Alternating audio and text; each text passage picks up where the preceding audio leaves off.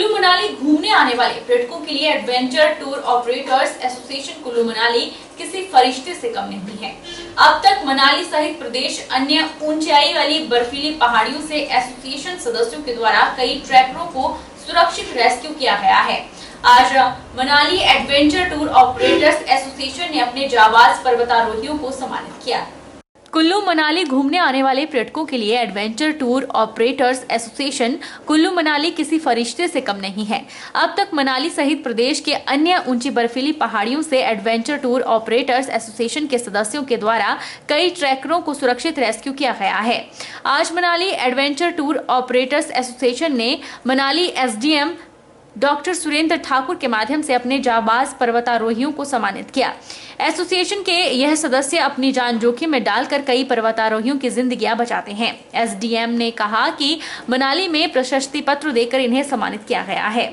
उन्होंने एसोसिएशन के सदस्यों को नेक कार्य करने पर बधाई दी।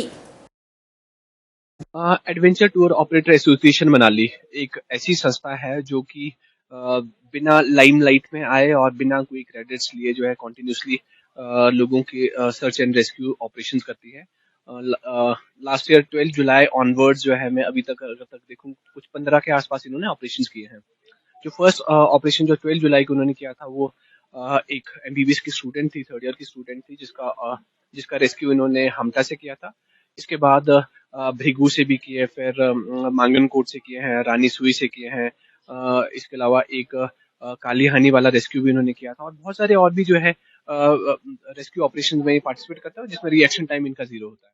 वहीं adventure tour operators association Kullu Manali के सचिव प्रवीण सूद ने कहा कि जिला भर से अनुभवी पर्वतारोही एसोसिएशन में शामिल हैं। रेस्क्यू टीम एक कॉल पर घटनास्थल के लिए निकल पड़ती है।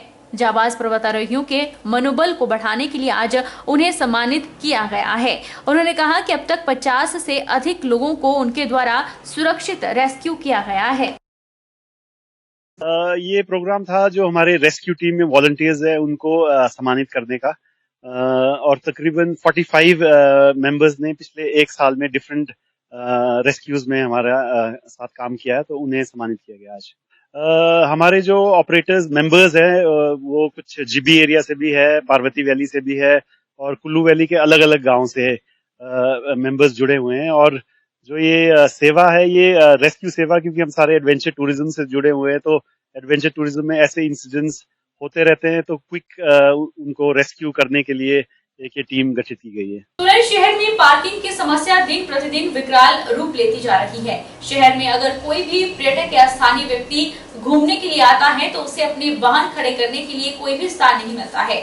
शहर वासियों ने कहा है कि उन्हें उम्मीद थी कि नई नगर निगम सोलन में पार्किंग की समस्या का कोई हल निकलेगा, लेकिन अफसोस अभी भी स्थिति जस की तस बनी हुई है। पार्किंग समस्या सोलन शहर में बिल्कुल ठीक आपने बहुत ज्यादा है।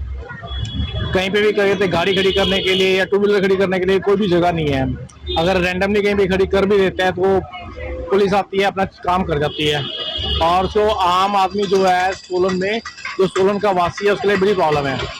देखो आने वाले टाइम में तो समस्या बढ़ने के जो है आसार ज़्यादा है, क्योंकि व्हीकल्स की पॉपुलेशन डे बाई डे बढ़ती जा रही है।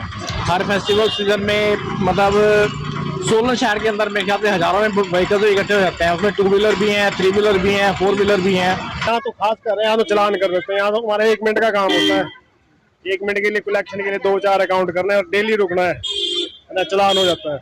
समस्या तो सारी है, आप पूरा ले लो, वहाँ से आप बाईपास से लेके यहाँ तक कहीं भी ले लो, आप कहीं भी आप बाइक खड़ी कर नहीं सकती है। तो डीसी ऑफिस खास ले लो, वहाँ भी मेरा चलान हुआ अभी पिछले महीने।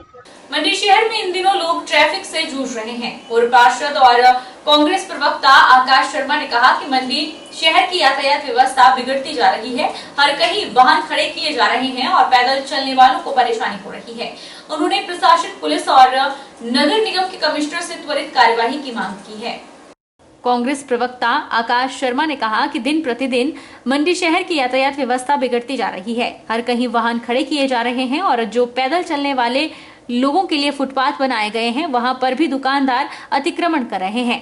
पैदल चलने वालों को खासकर बच्चों, बुजुर्गों को और महिलाओं को गंभीर दुर्घटना का खतरा बना हुआ है। शहर में कहीं भी जेब्रा क्रॉसिंग नहीं है और जेब्रा क्रॉसिंग है भी तो वहां पर गाड़ियां नहीं रुकती, जिस कारण सड़क पार करने में लोगों को परेशानी का सामना करना पड़ता है। उन्होंने कहा कि बाजार में जगह जगह आवारा कुत्ते और पशु घूम रहे हैं और कहीं भी कोई भी व्यक्ति रेहड़ी फड़ी लगाकर रास्तों और बाजार को अवरुद्ध कर रहा है। आकाश शर्मा ने प्रशासन, पुलिस और नगर निगम के कमिश्नर से त्वरित कार्यवाही की मांग की है। आज मंडी शहर की व्यवस्था दिन प्रतिदिन बिगड़ती जा रही है।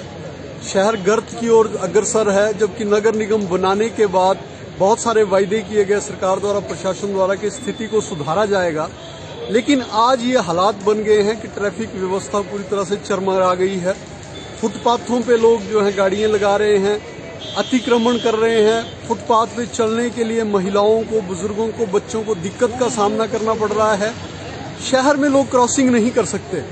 जो जेब्रा क्रॉसिंग भी बनाई गई वहां भी गाड़ियां नहीं रुकती और कितनी कितनी देर तक लोगों को खड़ा रहना पड़ता है एक छोर से दूसरे छोर को क्रॉस करने के लिए।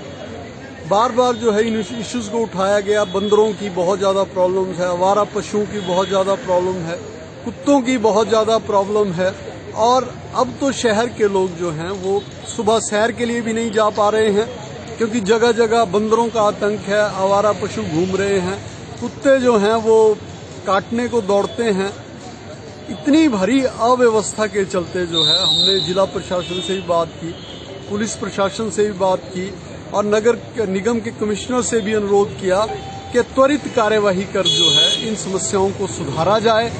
आपने जो नगर निगम के सब्ज बाग मंडी शहर के लोगों को दिखाए थे वो पूरी तरह से विफल हो गए हैं। यथावत में जो स्थिति पहले थी वो भी अब नहीं रही हुई है। नेशनल हाईवे नालागढ़ से बद्दी 105 सड़क की हालत इतनी खराब हो चुकी है कि आने जाने वाले लोगों को काफी परेशानियों का सामना करना पड़ रहा है। आए दिन एक्सीडेंट होने के बावजूद प्रशासन इस ओर कोई ध्यान नहीं दे रहा। प्रशासन कब अपनी आंखें खोलेगा और सड़कों की मुरम्मत करेगा? नालागढ़ से बद्दी नेशनल हाईवे 105 पर जगह जगह पड़े खड्डों से लोग परेशान हैं। चंडीगढ़ जाने के लिए रोजाना हजारों की तादाद में लोग इसी नेशनल हाईवे पर सफर करते हैं और पिछले 6 महीनों से सड़कों पर बड़े बड़े गड्ढे पड़ चुके हैं, जिससे बड़े और छोटे वाहन चालकों को काफी परेशानी का सामना करना पड़ता है। और 2 पहिया वाहन की बात करें तो उनके लिए सड़कों पर चलना खतरे से खाली नहीं। गड्ढों के कारण रोजाना सड़क हादसों के मामले सामने देखने को भी मिल रहे हैं। कई नौजवान युवा एक्सीडेंट के कारण अपनी जान भी गंवा चुके हैं। लेकिन देखने वाली बात यह है कि नेशनल हाईवे को 4 लेन करने का टेंडर भी लग चुका है।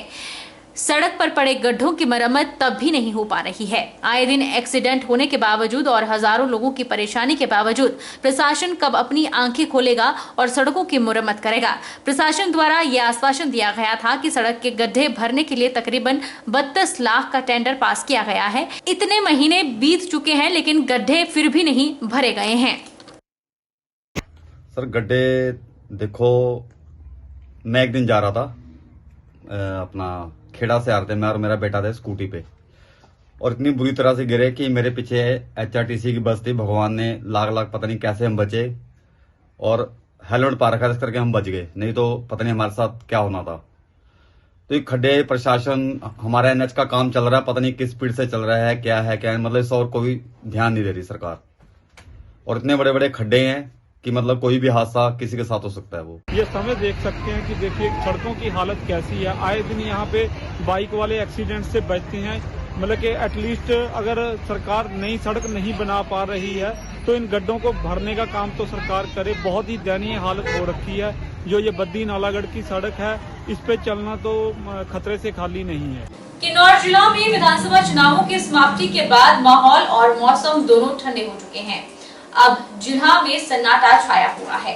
विधानसभा चुनाव के प्रत्याशी कुछ दिनों के लिए आराम फरमा रहे हैं। वहीं विधानसभा चुनावों के परिणाम 8 दिसंबर को निकलेंगे, जिसके लिए किन्नौर में प्रशासन ने कमर कस ली है। किन्नौर विधानसभा क्षेत्र में चुनाव खत्म होने के बाद लोग चुनाव परिणाम का इंतजार कर रहे हैं। हालांकि अब सब प्रत्याशियों का भाग्य EVM मशीनों में कैद है और 8 दिसंबर को ही प्रत्याशियों की भाग्य का पता चलेगा।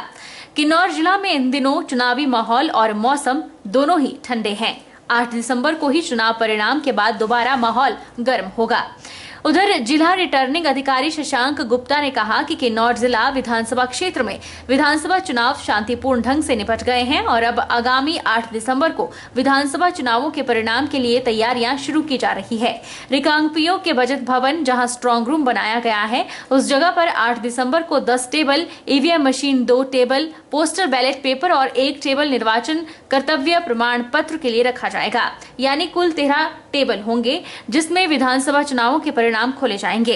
इस दौरान विधानसभा चुनाव लड़ने वाले प्रत्याशी, राजनीतिक दलों के प्रतिनिधि मंडल में भी मौके पर मौजूद रहेंगे और चुनावों की गिनती शुरू की जाएगी। मैं आप सभी को बताना चाहता हूं कि जो विधानसभा इलेक्शन 2022 है हिमाचल के, उसमें जो काउंटिंग है वो 8 दिसंबर को रखी गई है और रिजल्ट भी उसी दिन डिक्लेयर कर दिया जाएगा। तो जो हमने काउंटिंग का प्रबंध रखा है वो बचत भवन में रखा गया है क्योंकि स्ट्रांग रूम भी वहीं है। तो हमारे पास 10 तो टेबल होंगे ईवीएम मशीन्स के लिए, 2 टेबल होंगे पोस्टल बैलेट के लिए, 1 ईटीपीबीएस के लिए। हमारी कोशिश रहेगी कि ईटीपीबीएस में थोड़ा जल्दी करने की कोशिश करेंगे, तो अच्छा नेटवर्क हमने रखा है उसके लिए। बाकी जो 5 वीवीपैट मशीनें हैं वो उनको अलग से काउंट किया जाएगा और टैली किया जाएगा ईवीएम की काउंट से। जो पोस्टल बैलेट और ईटीपीबीएस की बात आप कर रहे हैं, वो जो काउंटिंग डे है मतलब 8 दिसंबर, वहाँ 8 बजे से पहले तक हमारे तक आ सकते हैं।